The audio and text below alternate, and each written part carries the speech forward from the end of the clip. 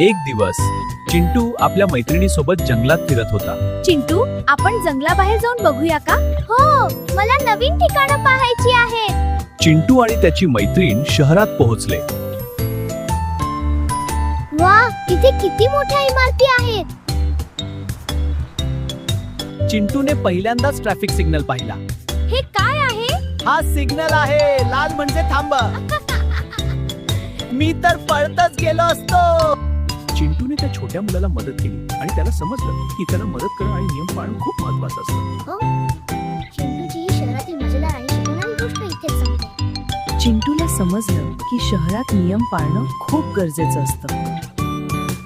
हो, नियम पाळले तर सगळे सेफ राहतात. चिंटूची ही शहरातील मजेदार सफर इथेच संपते. पुढे तो अजून कुठे जाणार? पुन्हा भेटूया. Bye bye.